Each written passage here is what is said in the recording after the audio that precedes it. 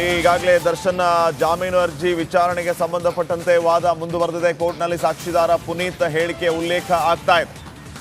ಕೋರ್ಟ್ನಲ್ಲಿ ಸಾಕ್ಷಿದಾರ ಪುನೀತ್ 164 ಸ್ಟೇಟ್ಮೆಂಟ್ ಹೇಳಿಕೆ ಉಲ್ಲೇಖ ಆಗ್ತಾ ಇರೋದು. ಶನಿವಾರ ಕೆಲಸಕ್ಕೆ ಹೋಗಿ 12 ಗಂಟೆವರೆಗೂ ಕೆಲಸ. ಶೆಡ್ ಬಳಿ ಹೋದಾಗ ಧನ್ರಾಜ್ ಹಾಗೂ ನಂದೀಶ್ ಇದ್ರು. ವಿನಯ್ ಅಣ್ಣನಿಗೆ ಫೋನ್ ಮಾಡಿ ಮಾಡಲಿಲ್ಲ ಅಂತ ಪವನ್ ಕೇಳಿದ. ಸಂಪೂರ್ಣ ಪುನೀತ್ ಹೇಳಿಕೆಯನ್ನ SPP ಪ್ರಸನ್ನಕುಮಾರ್ ಅವರು ಈಗ ಅಲ್ಲಿ ಓದ್ತಾ ಇದ್ದಾರೆ. ಕಾರಣ ನಾಗೇಶ್ ಅವರು ಅವತ್ತು ಏನು ವಾದ ಮಾಡಿದ್ರಲ್ಲ ಅದಕ್ಕೆ ಕೌಂಟರ್ ಕೊಡೋ ವಿಚಾರ. ಸಂಪೂರ್ಣ ಪುನೀತ್ ಹೇಳಿಕೆಯನ್ನ SPP ಪ್ರಸನ್ನಕುಮಾರ್ ಅವರು ಓದ್ತಾ ಇದ್ದಾರೆ. ಆರೋಪಿಗಳು ಬಂದಿರೋದಕ್ಕೆ ಸಾಕ್ಷಿ ಪುನೀತ್, ಹೇಗೆ ಹಲ್ಲೆ ಮಾಡಿರೋದಕ್ಕೆ ಪ್ರತ್ಯಕ್ಷ ಸಾಕ್ಷಿಯಾಗಿ ಪುನೀತ್ ನಿಲ್ತಾರೆ. ಅವರ 164 ಸ್ಟೇಟ್ಮೆಂಟ್ ಹೇಳಿಕೆಯನ್ನು ನಾವು ಗಮನಿಸಬಹುದು ಅಂತ SPP ಹೇಳ್ತಾ ಇದ್ದಾರೆ. ಅವತ್ತು ಯಾರ್ಯಾರು ಬಂದಿದ್ರು, ಯಾರ್ಯಾರ ಜೊತೆ ಸಂಪರ್ಕ ಮಾಡಿದ್ರು, ಎಲ್ಲಿಂದ ಎಲ್ಲಿಗೆ ಬಂದಿದ್ರು, ಪುನೀತ್ ತನ್ನ 164 ಸ್ಟೇಟ್ಮೆಂಟ್ ಅಲ್ಲಿ ಎಲ್ಲ ವಿಚಾರಗಳನ್ನು ಉಲ್ಲೇಖ ಮಾಡಿದ್ದಾರೆ. ಆ 164 ಸ್ಟೇಟ್ಮೆಂಟ್ ಏನಿದೆ ಅದನ್ನ ಈಗ ಪುನೀತ್ ಅವರು ಹೇಳಿದ್ದೇನಿದೆ ಅದನ್ನ SPP ಪ್ರಸನ್ನಕುಮಾರ್ ರೀಕಾಲ್ ಮಾಡಿಕೊಳ್ತಾ ಇದ್ದಾರೆ ಪೀಠದ ಮುಂದೆ. SPP ಪ್ರಸನ್ನಕುಮಾರ್ ಅವರ ಪ್ರಬಲ ವಾದ, ಯಾರೆಲ್ಲ ಶೆಡ್ಗೆ ಬಂದಿದ್ರು ಅದಕ್ಕೆ ಸಾಕ್ಷಿಯಾಗಿ ನಿಲ್ಲೋದು ಪುನೀತ್.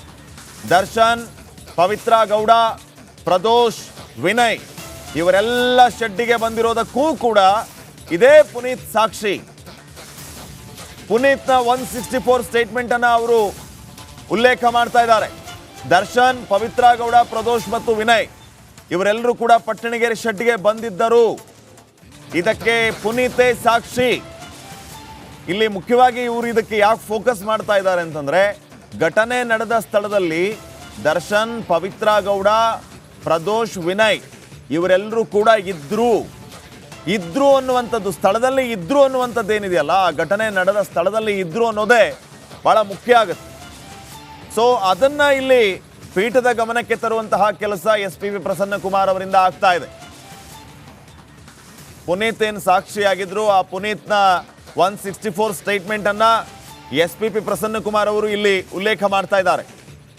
ಆತ ಅಂದರೆ ಸಾಕ್ಷಿಯಾಗಿರುವ ಪುನೀತ್ ಕೊಟ್ಟಿರುವ ಹೇಳಿಕೆ ಉಲ್ಲೇಖ. ಯಾರೆಲ್ಲ ಶೆಡ್ಗೆ ಬಂದಿದ್ರು ಅಂತ SPP ಪ್ರಸನ್ನಕುಮಾರ್ ಅವರು ಉಲ್ಲೇಖ ಮಾಡ್ತಾ ಇದ್ದಾರೆ. ಅಂದ್ರೆ ಕೊಲೆ ನಡೆದಾಗ ಯಾರೆಲ್ಲ ಇದ್ರು ಅನ್ನೋದನ್ನ SPP ಹೇಳ್ತಾ ಇದ್ದಾರೆ. ಯಾರ್ಯಾರು ರೇಣುಕಸ್ವಾಮಿ ಕೊಲೆ ನಡೆದ ಸಂದರ್ಭದಲ್ಲಿ ಇದ್ರು, ಯಾರೆಲ್ಲ ಸಾಕ್ಷಿಯಾಗಿದ್ರು, ಯಾರಿಂದ ಹಲ್ಲೆ ನಡೀತು, ಇತ್ಯಾದಿ ವಿಚಾರಗಳು ಅಲ್ಲಿ ಪ್ರಸ್ತಾಪ ಆಗ್ತಾ ಇದೆ. ಕೊಲೆ ನಡೆದಾಗ ಯಾರೆಲ್ಲ ಇದ್ರು ಅನ್ನೋದನ್ನ SPP ಅವರು ಹೇಳ್ತಾ ಇದ್ದಾರೆ. ಯಾರೆಲ್ಲ ಶೆಡ್ಗೆ ಬಂದಿದ್ರು ಅಂತ SPP ಅವರು ಉಲ್ಲೇಖಿಸ್ತಾ ಇದ್ದಾರೆ. ಕೊಲೆ ನಡೆದಾಗ ಯಾರೆಲ್ಲ ಇದ್ರು ಅನ್ನೋದಕ್ಕೆ ಪೂರ್ವದಲ್ಲಿ ದರ್ಶನ್, ಪವಿತ್ರ ಗೌಡ, ವಿನಯ್, ಪ್ರದೋಷ್ ಶೆಡ್ ಅಲ್ಲಿ ಇದ್ರು ಅನ್ನುವಂಥದ್ದನ್ನ ಏನು ಹೇಳ್ತಾ ಇದ್ರು ಅದರ ಮುಂದುವರೆದ ಭಾಗ ಇದೆ. ರೇಣುಕಸ್ವಾಮಿ ಎದೆ ಮೇಲೆ ದರ್ಶನ್ ತುಳಿದಿರೋದು, ಈ ಬಗ್ಗೆ 164 ಹೇಳಿಕೆಯಲ್ಲಿ ಪುನೀತ್ ದಾಖಲಿಸಿದ್ದಾನೆ. ರೇಣುಕಸ್ವಾಮಿ ಎದೆಯ ಮೇಲೆ ದರ್ಶನ್ ತುಳಿದಿರೋದು ಅಂದ್ರೆ ಎದೆಗೆ ಒದ್ದಿರೋ ಲೆಕ್ಕ. ಈ ಬಗ್ಗೆ 164 ಹೇಳಿಕೆಯಲ್ಲಿ ಪುನೀತ್ ಇದನ್ನ ಉಲ್ಲೇಖ ಮಾಡಿದ್ದಾನೆ. ರೇಣುಕಸ್ವಾಮಿಯ ಎದೆಯ ಮೇಲೆ ಕಾಲಿಟ್ಟು ತುಳಿದಿರೋದು ದರ್ಶನ್, ಇದನ್ನ ಪುನೀತ್ ಹೇಳಿದ್ದಾನೆ ತನ್ನ 164 ಸ್ಟೇಟ್ಮೆಂಟ್ ಅಲ್ಲಿ ಅಂತ ಹೇಳಿ ಈಗ SPP ಪ್ರಸನ್ನಕುಮಾರ್ ಅವರು ಪ್ರತಿವಾದವನ್ನ ಮಂಡನೆ ಮಾಡ್ತಾ ಇದ್ದಾರೆ. ತಾವು ಸಿ.ವಿ. ನಾಗೇಶ್ ಅವರ ವಾದವನ್ನ ಗಮನಿಸಿದ್ರಿ. ಪಟ್ಟಣಗೆರೆ ಶೆಡ್ಡು, ಮರಣೋತ್ತರ ಪರೀಕ್ಷೆ, ಪೊಲೀಸರ ವಿಳಂಬ, ಈ ಎಲ್ಲ ವಿಚಾರಗಳನ್ನ ಅವರು ಉಲ್ಲೇಖ ಮಾಡಿದ್ರು. ಬಹಳ ಮುಖ್ಯವಾಗಿ ಇಲ್ಲಿ ಸಾಕ್ಷಿಗಳನ್ನ ಪ್ಲಾಂಟ್ ಮಾಡಲಾಗಿದೆ ಅಂತ ನಾಗೇಶ್ ಅವರ ವಾದ ಆಗಿತ್ತು. ವಾದದುದ್ದಕ್ಕೂ ಅವ್ರು ಹೇಳ್ತಾ ಬಂದಿದ್ದಿದೆ. ಈಗ SPP ಪ್ರಸನ್ನಕುಮಾರ್ ಅವರ ಕೌಂಟರ್, ಇದು ಪ್ಲಾಂಟೇಶನ್ ಅಲ್ಲ, ಅವರೆಲ್ಲ ಸ್ಥಳದಲ್ಲಿ ಇದ್ರು, ಅವರು ಖುದ್ದು ಅಟ್ಯಾಕ್ ಮಾಡಿದ್ರು ಅನ್ನೋದನ್ನ ಹೇಳ್ತಾ ಇದ್ದಾರೆ. ದರ್ಶನ್, ಪವಿತ್ರ ಗೌಡ ಇದ್ರು ಅನ್ನೋದನ್ನ ಸಾಕ್ಷಿಗಳು ಉಲ್ಲೇಖ ಮಾಡಿವೆ. ಸಾಕ್ಷಿ ಹೇಳಿಕೆ ಸಮೇತವಾಗಿ ಪ್ರಸನ್ನಕುಮಾರ್ ಅವರು ಉಲ್ಲೇಖಿಸ್ತಾ ಇದ್ದಾರೆ. ದರ್ಶನ್ ಪರ ವಕೀಲ ಸಿ.ವಿ. ನಾಗೇಶ್ ವಾದಕ್ಕೆ SPP ಅವರು ಈ ರೀತಿ ಕೌಂಟರ್ ಕೊಡ್ತಾ ಇದ್ದಾರೆ. ದರ್ಶನ್, ಪವಿತ್ರ ಗೌಡ, ಪಟ್ಟಣಗೆರೆ ಶೆಡ್, ರೇಣುಕಸ್ವಾಮಿ ಹತ್ಯೆ ನಡೆದಂತಹ ಸ್ಥಳದಲ್ಲಿ ಉಲ್ಲೇಖ ಇದ್ರು.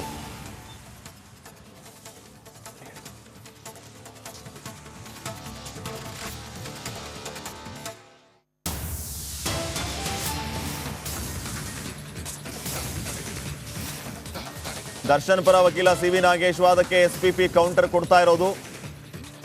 ಯಾರೆಲ್ಲ ಶೆಡ್ಗೆ ಬಂದಿದ್ರು ಅದಕ್ಕೆ ಸಾಕ್ಷಿ ಪುನೀತ್ ಯಾರೆಲ್ಲ ಹೆಸರು ಉಲ್ಲೇಖ ಮಾಡಿದ್ದಾನೆ? ದರ್ಶನ್, ಪವಿತ್ರ ಗೌಡ, ಪ್ರದೋಷ್, ವಿನಯ್. ಅವತ್ತು ಫೋಟೋ ಯಾವೆಲ್ಲ ತೋರಿಸಿದ್ರು ಅವುಗಳ ಮಾತು ಆಗ್ತಾ ಇದೆ. ಜಡ್ಜ್ ಕೇಳ್ತಾ ಇದ್ದಾರೆ, ಅವತ್ತು ತೋರಿಸಿದ್ರಲ್ಲ ಫೋಟೋಗಳು ಅವೇ ಫೋಟೋಗಳ ಅಂತ ಪ್ರಶ್ನೆ ಮಾಡ್ತಾ ಇದ್ದಾರೆ.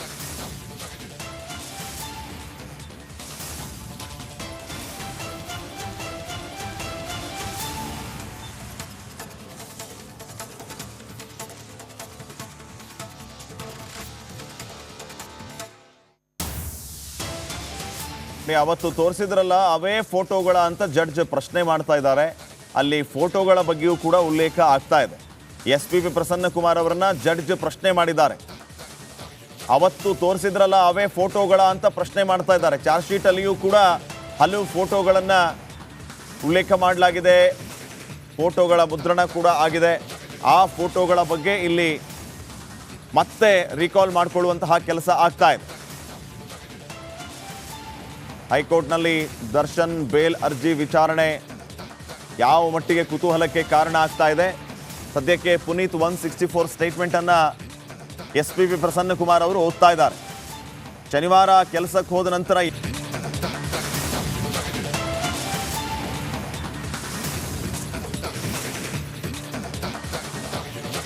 ಈಗಾಗಲೇ ದರ್ಶನ್ ಜಾಮೀನು ಅರ್ಜಿ ವಿಚಾರಣೆಗೆ ಸಂಬಂಧಪಟ್ಟಂತೆ ವಾದ ಮುಂದುವರೆದಿದೆ. ಕೋರ್ಟ್ನಲ್ಲಿ ಸಾಕ್ಷಿದಾರ ಪುನೀತ್ ಹೇಳಿಕೆ ಉಲ್ಲೇಖ ಆಗ್ತಾ ಇದೆ. ಕೋರ್ಟ್ನಲ್ಲಿ ಸಾಕ್ಷಿದಾರ ಪುನೀತ್ 164 ಸ್ಟೇಟ್ಮೆಂಟ್ ಹೇಳಿಕೆ ಉಲ್ಲೇಖ ಆಗ್ತಾ ಇರೋದು. ಶನಿವಾರ ಕೆಲಸಕ್ಕೆ ಹೋಗಿ 12 ಗಂಟೆವರೆಗೂ ಕೆಲಸ. ಶೆಡ್ ಬಳಿ ಹೋದಾಗ ಧನ್ರಾಜ್ ಹಾಗೂ ನಂದೀಶ್ ಇದ್ರು. ವಿನಯ್ ಅಣ್ಣನಿಗೆ ಫೋನ್ ಮಾಡಿ ಮಾಡಲಿಲ್ಲ ಅಂತ ಪವನ್ ಕೇಳಿದ. ಸಂಪೂರ್ಣ ಪುನೀತ್ ಹೇಳಿಕೆಯನ್ನು ಎಸ್ಪಿಪಿ ಪ್ರಸನ್ನ ಕುಮಾರ್ ಅವರು ಈಗ ಅಲ್ಲಿ ಓದ್ತಾ ಇದ್ದಾರೆ. ಕಾರಣ ನಾಗೇಶ್ ಅವರು ಅವತ್ತು ಏನು ವಾದ ಮಾಡಿದ್ರಲ್ಲ ಅದಕ್ಕೆ ಕೌಂಟರ್ ಕೊಡೋ ವಿಚಾರ. ಸಂಪೂರ್ಣ ಪುನೀತ್ ಹೇಳಿಕೆಯನ್ನು ಎಸ್ಪಿಪಿ ಪ್ರಸನ್ನ ಕುಮಾರ್ ಅವರು ಓದ್ತಾ ಇದ್ದಾರೆ. ಆರೋಪಿಗಳು ಬಂದಿರೋದಕ್ಕೆ ಸಾಕ್ಷಿ ಪುನೀತ್, ಹೇಗೆ ಹಲ್ಲೆ ಮಾಡಿರೋದಕ್ಕೆ ಪ್ರತ್ಯಕ್ಷ ಸಾಕ್ಷಿಯಾಗಿ ಪುನೀತ್ ನಿಲ್ತಾರೆ. ಅವರ 164 ಸ್ಟೇಟ್ಮೆಂಟ್ ಹೇಳಿಕೆಯನ್ನು ನಾವು ಗಮನಿಸಬಹುದು ಅಂತ ಎಸ್ಪಿಪಿ ಹೇಳ್ತಾ ಇದ್ದಾರೆ. ಅವತ್ತು ಯಾರ್ಯಾರು ಬಂದಿದ್ರು, ಯಾರ್ಯಾರ ಜೊತೆ ಸಂಪರ್ಕ ಮಾಡಿದ್ರು, ಎಲ್ಲಿಂದ ಎಲ್ಲಿಗೆ ಬಂದಿದ್ರು, ಪುನೀತ್ ತನ್ನ 164 ಸ್ಟೇಟ್ಮೆಂಟಲ್ಲಿ ಎಲ್ಲ ವಿಚಾರಗಳನ್ನು ಉಲ್ಲೇಖ ಮಾಡಿದ್ದಾರೆ.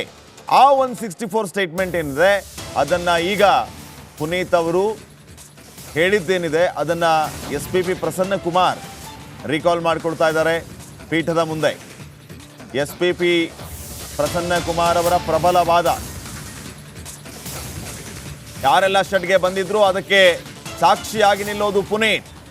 ದರ್ಶನ್, ಪವಿತ್ರ ಗೌಡ, ಪ್ರದೋಷ್, ವಿನಯ್ ಇವರೆಲ್ಲ ಶೆಡ್ಡಿಗೆ ಬಂದಿರೋದಕ್ಕೂ ಕೂಡ ಇದೇ ಪುನೀತ್ ಸಾಕ್ಷಿ. ಪುನೀತ್ನ 164 ಸ್ಟೇಟ್ಮೆಂಟ್ ಅನ್ನು ಅವರು ಉಲ್ಲೇಖ ಮಾಡ್ತಾ ಇದ್ದಾರೆ. ದರ್ಶನ್, ಪವಿತ್ರ ಗೌಡ, ಪ್ರದೋಷ್ ಮತ್ತು ವಿನಯ್ ಇವರೆಲ್ಲರೂ ಕೂಡ ಪಟ್ಟಣಗೆರೆ ಶೆಡ್ಗೆ ಬಂದಿದ್ದರು. ಇದಕ್ಕೆ ಪುನೀತೇ ಸಾಕ್ಷಿ.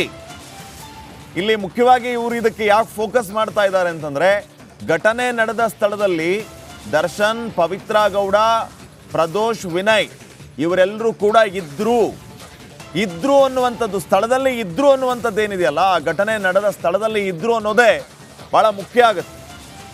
ಸೊ ಅದನ್ನ ಇಲ್ಲಿ ಪೀಠದ ಗಮನಕ್ಕೆ ತರುವಂತಹ ಕೆಲಸ ಎಸ್ಪಿಪಿ ಪ್ರಸನ್ನ ಕುಮಾರ್ ಅವರಿಂದ ಆಗ್ತಾ ಇದೆ. ಪುನೀತ್ ಏನು ಸಾಕ್ಷಿಯಾಗಿದ್ರು, ಆ ಪುನೀತ್ನ 164 ಸ್ಟೇಟ್ಮೆಂಟ್ ಅನ್ನ ಎಸ್ಪಿಪಿ ಪ್ರಸನ್ನ ಕುಮಾರ್ ಅವರು ಇಲ್ಲಿ ಉಲ್ಲೇಖ ಮಾಡ್ತಾ ಇದ್ದಾರೆ.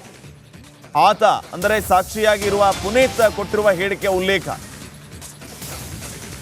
ಯಾರೆಲ್ಲ ಶೆಡ್ಗೆ ಬಂದಿದ್ರು ಅಂತ ಎಸ್ಪಿಪಿ ಪ್ರಸನ್ನ ಕುಮಾರ್ ಅವರು ಉಲ್ಲೇಖ ಮಾಡ್ತಾ ಇದ್ದಾರೆ.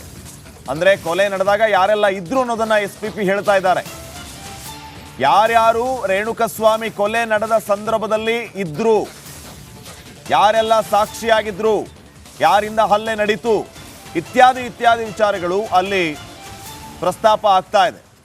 ಕೊಲೆ ನಡೆದಾಗ ಯಾರೆಲ್ಲ ಇದ್ರು ಅನ್ನೋದನ್ನ ಎಸ್ಪಿಪಿ ಅವರು ಹೇಳ್ತಾ ಇದ್ದಾರೆ. ಯಾರೆಲ್ಲ ಶೆಡ್ಗೆ ಬಂದಿದ್ರು ಅಂತ ಎಸ್ಪಿಪಿ ಅವರು ಉಲ್ಲೇಖಿಸ್ತಾ ಇದ್ದಾರೆ.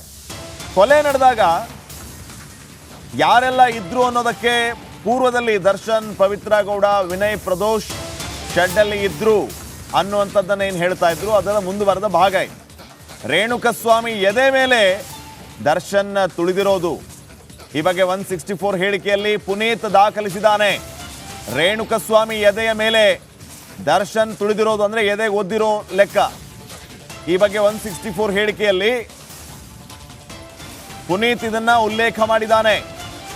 ರೇಣುಕಸ್ವಾಮಿಯ ಎದೆಯ ಮೇಲೆ ಕಾಲಿಟ್ಟು ತುಳಿದಿರೋದು ದರ್ಶನ್, ಇದನ್ನ ಪುನೀತ್ ಹೇಳಿದ್ದಾನೆ ತನ್ನ 164 ಸ್ಟೇಟ್ಮೆಂಟ್ ಅಲ್ಲಿ ಅಂತ ಹೇಳಿ ಈಗ SPP ಪ್ರಸನ್ನ ಕುಮಾರ್ ಅವರು ಪ್ರತಿವಾದವನ್ನ ಮಂಡನೆ ಮಾಡ್ತಾ ಇದ್ದಾರೆ. ತಾವು ಸಿ.ವಿ. ನಾಗೇಶ್ ಅವರ ವಾದವನ್ನ ಗಮನಿಸಿದ್ರಿ.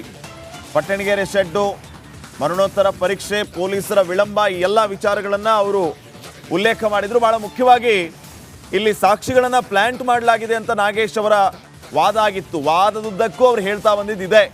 ಈಗ SPP ಪ್ರಸನ್ನ ಕುಮಾರ್ ಅವರ ಕೌಂಟರ್, ಇದು ಪ್ಲಾಂಟೇಶನ್ ಅಲ್ಲ, ಅವರೆಲ್ಲ ಸ್ಥಳದಲ್ಲಿ ಇದ್ರು, ಅವರು ಖುದ್ದು ಅಟ್ಯಾಕ್ ಮಾಡಿದ್ರು ಅನ್ನೋದನ್ನ ಹೇಳ್ತಾ ಇದ್ದಾರೆ. ದರ್ಶನ್ ಪವಿತ್ರ ಗೌಡ ಇದ್ರು ಅನ್ನೋದನ್ನ ಸಾಕ್ಷಿಗಳು ಉಲ್ಲೇಖ ಮಾಡಿವೆ. ಸಾಕ್ಷಿ ಹೇಳಿಕೆ ಸಮೇತವಾಗಿ ಪ್ರಸನ್ನ ಕುಮಾರ್ ಅವರು ಉಲ್ಲೇಖಿಸ್ತಾ ಇದ್ದಾರೆ. ದರ್ಶನ್ ಪರ ವಕೀಲ ಸಿ.ವಿ. ನಾಗೇಶ್ ವಾದಕ್ಕೆ SPP ಅವರು ಈ ರೀತಿ ಕೌಂಟರ್ ಕೊಡ್ತಾ ಇದ್ದಾರೆ. ದರ್ಶನ್ ಪವಿತ್ರ ಗೌಡ ಪಟ್ಟಣಗೆರೆ ಶೆಡ್, ರೇಣುಕಸ್ವಾಮಿ ಹತ್ಯೆ ನಡೆದಂತಹ ಸ್ಥಳದಲ್ಲಿ ಉಲ್ಲೇಖ ಇದ್ರು.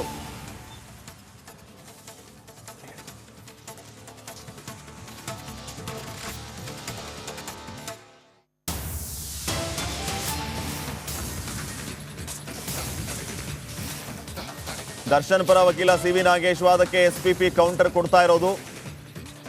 ಯಾರೆಲ್ಲ ಶೆಡ್ಗೆ ಬಂದಿದ್ರು ಅದಕ್ಕೆ ಸಾಕ್ಷಿ ಪುನೀತ್ ಯಾರೆಲ್ಲ ಹೆಸರು ಉಲ್ಲೇಖ ಮಾಡಿದ್ದಾನೆ. ದರ್ಶನ್, ಪವಿತ್ರ ಗೌಡ, ಪ್ರದೋಷ್, ವಿನಯ್. ಅವತ್ತು ಫೋಟೋ ಯಾವೆಲ್ಲ ತೋರಿಸಿದ್ರು ಅವುಗಳ ಮಾತು ಆಗ್ತಾ ಇದೆ. ಜಡ್ಜ್ ಕೇಳ್ತಾ ಇದ್ದಾರೆ, ಅವತ್ತು ತೋರಿಸಿದ್ರಲ್ಲ ಫೋಟೋಗಳು ಅವೇ ಫೋಟೋಗಳ ಅಂತ ಪ್ರಶ್ನೆ ಮಾಡ್ತಾ ಇದ್ದಾರೆ.